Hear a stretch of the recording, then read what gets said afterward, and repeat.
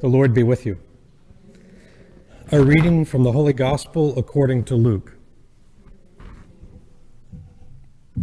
When the days were completed for their purification according to the law of Moses, they took him up to Jerusalem to present him to the Lord.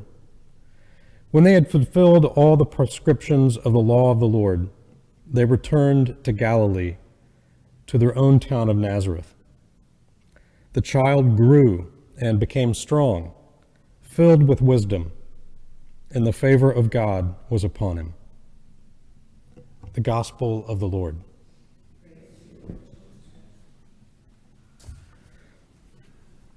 So let me start with a fairly ridiculous question. If Jesuit schools had existed when Jesus was a kid, would Mary and Joseph have sent him to a Jesuit school? I mean, obviously it's a flawed question since Jesuit schools would not exist were it not for Jesus. But it's perhaps maybe a helpful exercise to get at what is the purpose of a school and also what is the purpose of a family. We celebrate the Holy Family today. Would Mary and Joseph have sent Jesus to a Jesuit school? Would a Jesuit school help them, Mary and Joseph, in the raising of Jesus? Would there be any relationship between what Jesus learned at this Jesuit school he might have attended and what he was ultimately called by God to do? Would he have made the basketball team? Could they have afforded the tuition? How would he do on the PSAT?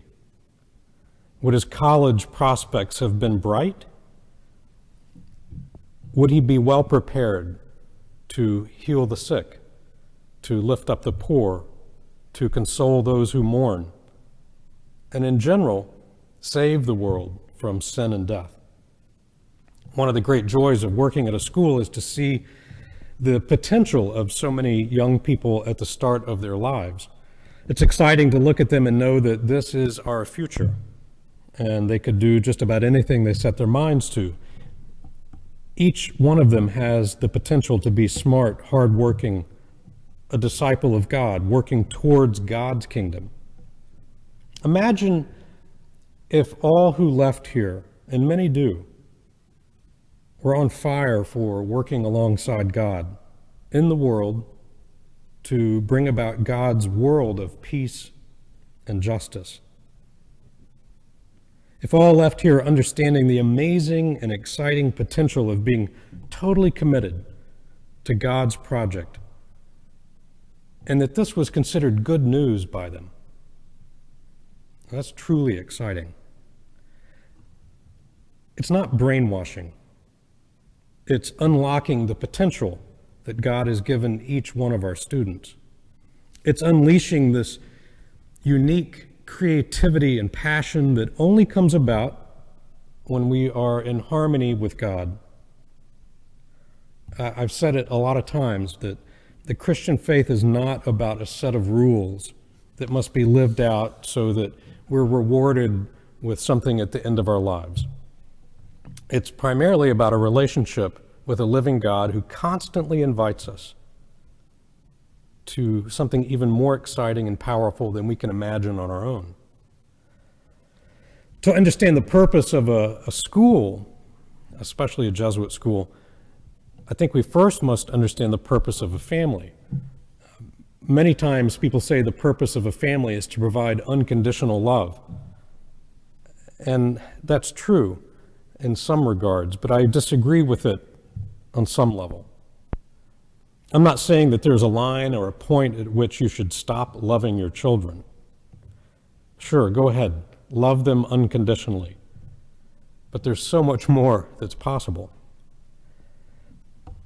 Perhaps I can make a suggestion sometime today or maybe this week or perhaps for the rest of your life. Look at your son or your daughter with the eyes of Simeon and Anna. Look at them and see the salvation of the world.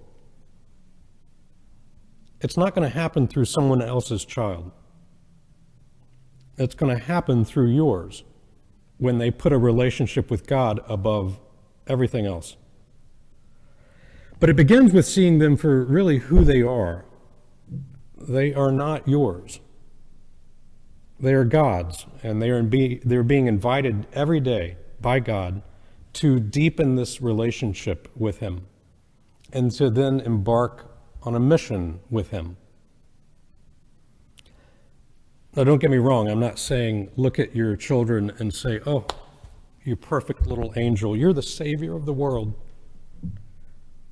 But look at them and see God's potential. God's love for the world is so great that He sent you, He sent us, your children. Looking at your children in this way will have a couple of effects. First, they might suspect you are crazy as you stare at them with wonder and awe. But secondly, it gives direction and texture to this unconditional love. It gives them a mission without confining them to a narrow path.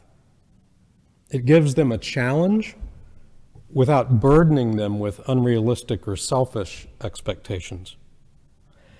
In my experience, most kids love a challenge, but very few enjoy being told exactly what to do.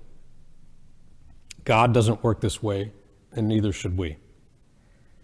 The purpose of a holy family is to raise kids who look at the world and see endless ways, endless possibilities of being on mission with God, not just one path that's taken out of fear or selfishness.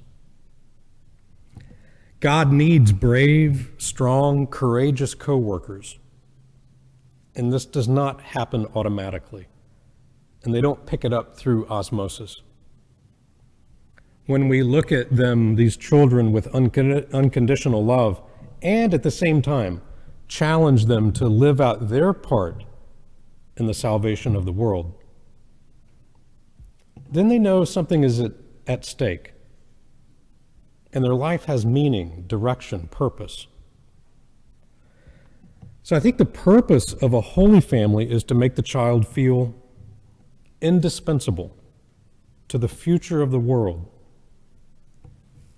without making the child feel he is the center of the universe.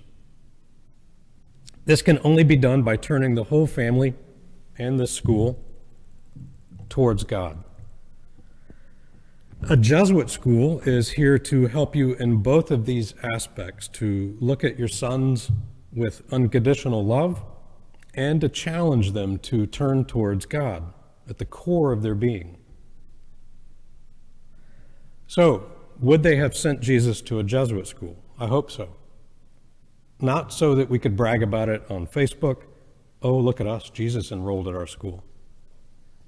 But that perhaps the Holy Family would find that we are best equipped to help them prepare Jesus to go into the world and to do God's will.